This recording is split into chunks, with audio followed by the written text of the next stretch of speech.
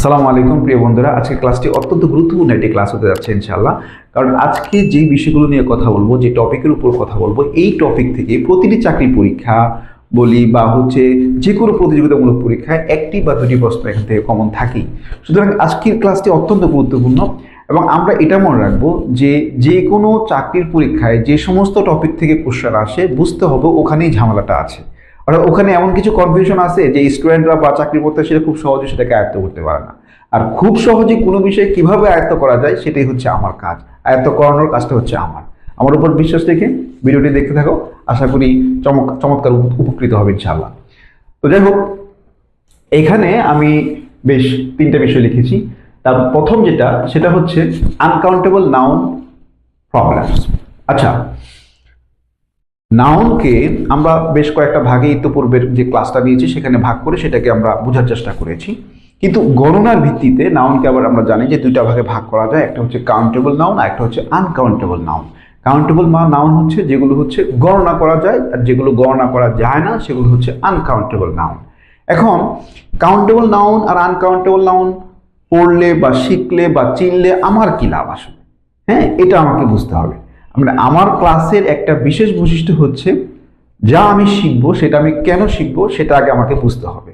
আমি এমনিতেই এক গদবাধা কোনো কিছু পড়লাম, শিখলাম, আলটিমেটলি আমার কোনো লাভ নাই, এখানে কোনো ভ্যালু আমার এখানে ক্রিয়েট হচ্ছে না, তাহলে তো সেটা শেখার আমার কোনো দরকার নেই, তাই না? তো কেন কাউন্টেবল আনকাউন্টেবল নাউন কেন আমাকে বুঝতে হবে এই জন্য যে এইটার সাথে আসলে ওই যে সাবজেক্ট ভার্ব এগ্রিমেন্টের ব্যাপারটা জড়িত।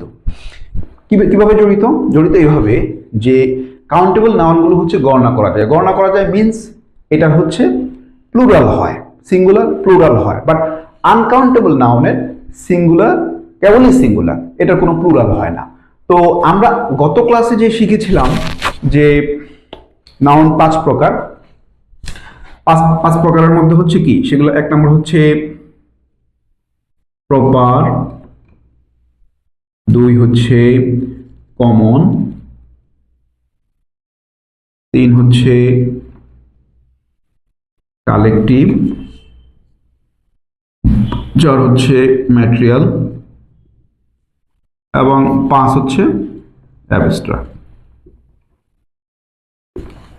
এই যে পাঁচ প্রকার নাউন, এই পাঁচ প্রকার নাউনের মধ্যে ইন্টারেস্টিং পার্ট হচ্ছে কাউন্টেবল নাউন হচ্ছে অনলি এই কমন নাউন এবং এই কালেকটিভ নাউন, এই দুটি হচ্ছে কাউন্টেবল নাউন। আর বাকি এই যে প্রপার, ম্যাটেরিয়াল এবং হচ্ছে এই অ্যাবস্ট্রাক্ট নাউন, এগুলো হচ্ছে আনকাউন্টেবল নাউন,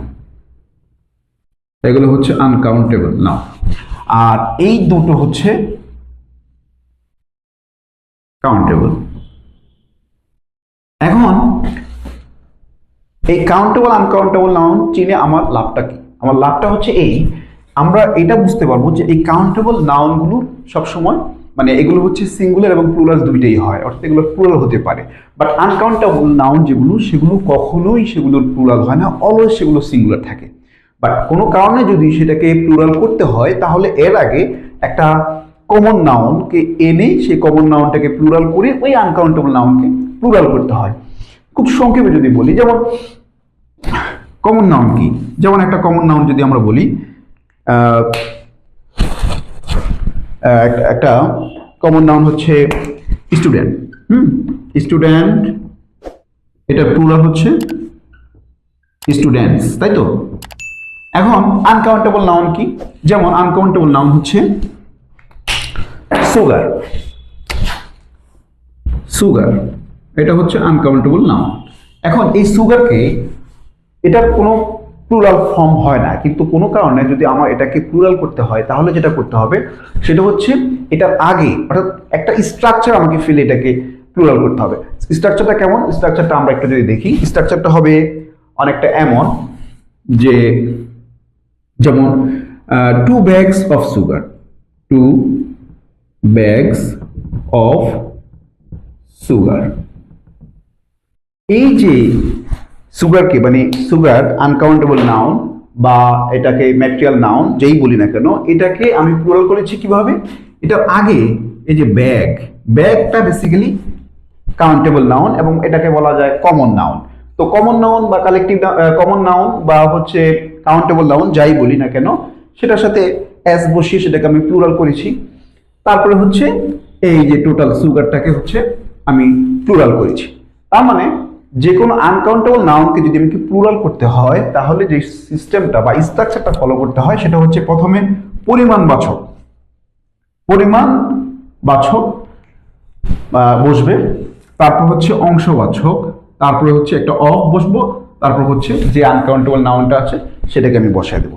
এটা ফলো করলে হচ্ছে আমরা যে কোনো আনকাউন্টেবল নাউনকে কাউন্টেবল নাউনে পরিণত করতে পারি। যেমন 2 bags of sugar, 5 bottles of water, তারপরে 3 files of medicine। এইভাবে আমরা হচ্ছে আনকাউন্টেবল নাউনকেও কাউন্টেবলে রূপান্তর করতে পারি, বাট ডিরেক্টলি কিন্তু সেটা পসিবল না। আচ্ছা, এটা তো বুঝলাম। এখন এটা জেনে আমার লাভটা কি? লাভটা হচ্ছে এইখানে যে যখনই আমরা বুঝবো যে এটা আনকাউন্টেবল নাউন, দ্যাট মিনস এটা সিঙ্গুলার। আর সিঙ্গুলার হলে কি হবে? সিঙ্গুলার হলে যেটা হবে সেটা হচ্ছে এটার পরে আমি যে ভাবটা বসাবো সেটা আমি সিঙ্গুলার বসাবো। বাট যখন কাউন্টেবল নাউন হবে তখন যদি সেটা সিঙ্গুলার হয় তাহলে আমাকে সিঙ্গুলার ভাব বসাতে হবে, যদি সেটা প্লুরাল হয় তাহলে আমাকে প্লুরাল ভাব বসাতে হবে। এই হচ্ছে ব্যাপার। আরো একটা বিষয় এটা এখানে গুরুত্বপূর্ণ, সেটা হচ্ছে আনকাউন্টেবল নাউনের আগে আর্টিকেল বসে না। এ এন দা এগুলো আনকাউন্টেবল নাউনের পূর্বে বসে না, কাউন্টেবল নাউনের পূর্বে এগুলো বসে। এই হচ্ছে বেসিক্যালি মূল যে বিষয় সেটা হচ্ছে এটা। প্রিয় বন্ধুরা, আজকের ক্লাসের আরেকটি গুরুত্বপূর্ণ টপিক হচ্ছে চোখ বন্ধ করে আমি কিভাবে নাউন চিনব, সেটার কৌশলটা কি। সেটার কৌশলটা হচ্ছে বেশ কিছু সাফিক্স আছে। সাফিক্স মানে হচ্ছে যে সমস্ত শব্দাংশগুলো হচ্ছে শব্দের শেষে যুক্ত হয় সেগুলো হচ্ছে বাংলা যেগুলোকে বলা হচ্ছে প্রত্যয়, আর যেগুলো আগে যুক্ত হয় সেগুলোকে বলা হয় ইংরেজিতে প্রিফিক্স, বাংলায় বলা হয় উপসর্গ। আচ্ছা, এগুলো বেসিক্যালি কাজ হচ্ছে নতুন শব্দ গঠন করা আর কি।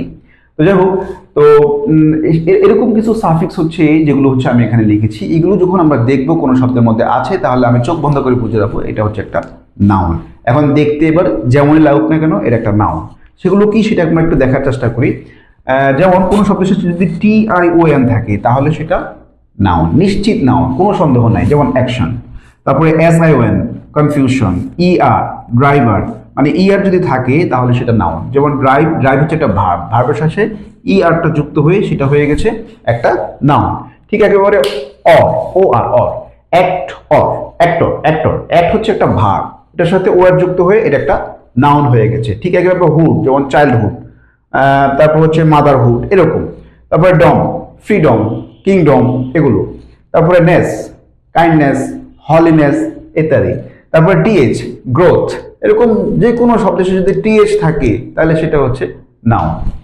লেট, বুকলেট, বুকের সাথে লেট যুক্ত হয়ে গেছে বুকলেট। বুক শব্দের অর্থ হচ্ছে বই, আর বুকলেট মানে হচ্ছে পুস্তিকা, মানে যেটা বই থেকে ছোট পাতলা, যেটা চটি বই বলি আমরা, সেগুলো হচ্ছে বুকলেট। তারপর হচ্ছে বুলক, এজ, ম্যারিজ, এজ যদি যুক্ত হয় তাহলে সেটা নিশ্চিত নাউন। তারপরে মেন্ট, ম্যানেজমেন্ট, কি বলে কন্টিনেন্ট ইত্যাদি, কন্টেনমেন্ট। এন্স যদি যুক্ত হয়, যেমন অ্যাটেন্ডেন্স, ANCE আছে যখন, তখন ENCE, ইনোসেন্স। শব্দের শেষে যদি ENCE থাকে তাহলে সেটা নিশ্চিত নাউন। CY থাকলে নাউন, যেমন একুরেসি, এই যে একুরেসি, CY শেষে আছে, একুরেসি। তারপরে মনি, ম্যাট্রিমনি, মানে বিবাহ আর কি। এই মেট্রির সাথে এটা যুক্ত হয়েছে, মনিটা, এটা হয়ে গেছে একটা নাউন। তারপর হচ্ছে টুড, সার্ভিচুড, মানে হচ্ছে বশ্যতা বা অধীনতা আর কি কারো। তারপর হচ্ছে ICE, সার্ভিস, শেষে যে ICE থাকলে নিশ্চিত নাউন। তারপর শেষে যদি TY থাকে তাহলে সেটা নিশ্চিত নাউন, ক্রুয়েলটি। তারপর হচ্ছে Y, ভিক্টোরি, এই যে ওয়াইটা আছে। RY, ডিসপেন্সারি, ঔষধালয়। এইভাবে আমরা এই সমস্ত সাফিক্স গুলো যদি আমাদের মাথায় আমরা একটু গেঁথে নিতে পারি তাহলে খুব সহজে আমরা যে কোনো নাউনকে আইডেন্টিফাই করতে পারবো ইনশাআল্লাহ। প্রিয় বন্ধুরা, ক্লাসের এই পর্যায়ে এসে আমরা কিছু আনকাউন্টেবল নাউন শেখার চেষ্টা করব, এবং সেটা শিখবো এমন একটা জাদুকরী পদ্ধতিতে যেভাবে আমরা সেটা আয়ত্ত করতে পারবো। অর্থাৎ প্রত্যেকটি বইতে কিছু আনকাউন্টেবল নাউন দেওয়া থাকে কিন্তু সেগুলো আসলে আমরা আয়ত্ত করতে পারি না, মনে থাকে না সেগুলো। আজকে আমি একটি দুঃখের গল্পটা হচ্ছে আবু মিয়ার গল্প, আবু মিয়ার জীবনের একটা দুঃখের গল্প। সেই গল্পের মাধ্যমে আনকাউন্টেবল নাউনগুলোকে একত্রে সাজিয়ে আনা হয়েছে। আশা করি এই গল্পটি একবার বা দুবার পড়লেই এই সমস্ত আনকাউন্টেবল নাউনগুলো মাথায় গেঁথে যাবে, আয়ত্তে চলে আসবে এবং এটা ভুলার কোনো চান্স নেই আশা করি, কারণ গল্পটাই এমন। তো আমরা গল্পের দিকে একটু যাই, যে গল্পটা কি বলছে। গল্পে বলছে যে আবু মিয়া লাখ, আবু মিয়া একজন ব্যক্তি, আবু মিয়া লাখ ট্রান্সফর্ম করে, এই যে লাখ এটা একটা আনকাউন্টেবল নাউন, লাখটা হচ্ছে একটা আনকাউন্টেবল নাউন।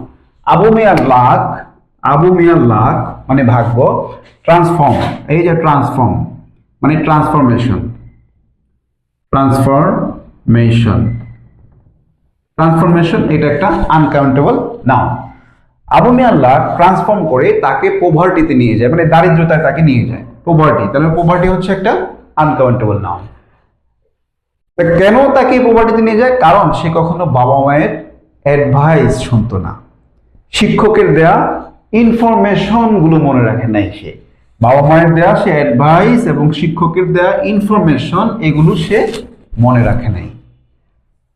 হোমওয়ার্ক, হাউসওয়ার্ক, এভিডেন্স সংগ্রহ করা তো দূরের কথা, সে কোনো ওয়ার্কই করতো না, সে কোনো ওয়ার্কই করতো না। তাহলে আমরা এখান থেকে বুঝলাম যে আবু মিয়া কি করতো না, কোনো হোমওয়ার্ক করতো না, হাউস ওয়ার্ক করতো না, এভিডেন্স সংগ্রহ করতো না, কোনো রিসার্চ করতো না, যে রিসার্চ, রিসার্চ সরি রিসার্চ,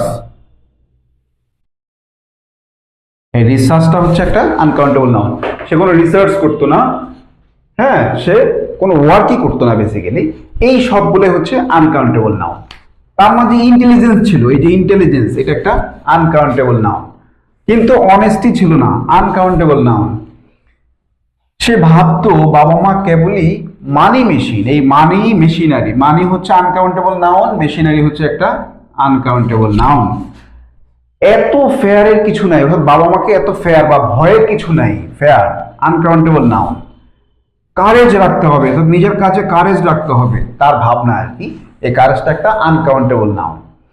তার এনজয়মেন্ট মানে তার আনন্দ, এটা একটা আনকাউন্টেবল নাউন। তার এনজয়মেন্ট ছিল বিভিন্ন ওয়েদারে ট্রাভেল করা আর মিউজিক শোনা। এই যে ওয়েদার, এই ওয়েদার একটা আনকাউন্টেবল নাউন।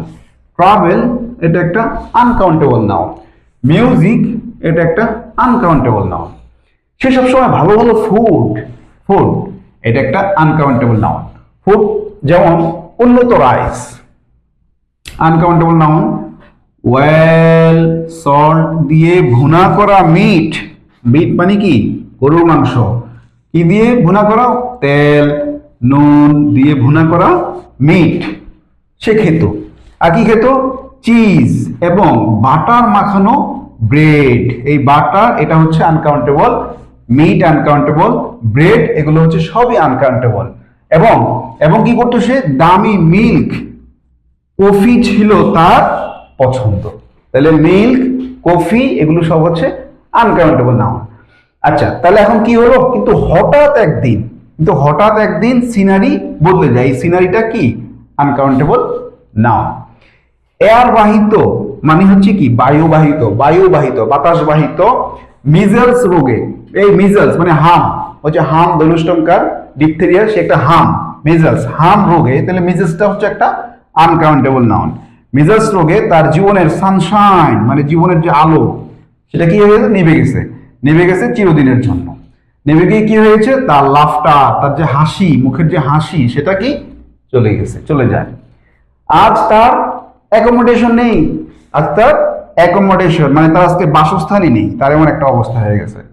তার লাগেজ নেই, ব্যাগেজ নেই, ফার্নিচার কিচ্ছু নেই। তার বইয়ের জুয়েলারি, এই জুয়েলারি বিক্রি করে দিয়েছে। এই যে এগুলো Sunshine, laughter, accommodation, luggage, baggage, furniture, jewellery এগুলো সব আনকাউন্টেবল নাউন। তারপরে পোটারিতে কাজ করে বলে, পোটারি মানে কি, মৃৎশিল্পে, ওই যে মাটি দিয়ে বিভিন্ন জিনিসপত্র বানায় সেটাকে পোটারি বলে, মৃৎশিল্প আর কি। তো পোটারিতে কাজ করে বলে ক্লোথিং মানে তার জামা কাপড় ময়লা হয়ে থাকে, ক্লোথিং, তাই ক্লোথিংটা কি একটা আনকাউন্টেবল নাউন।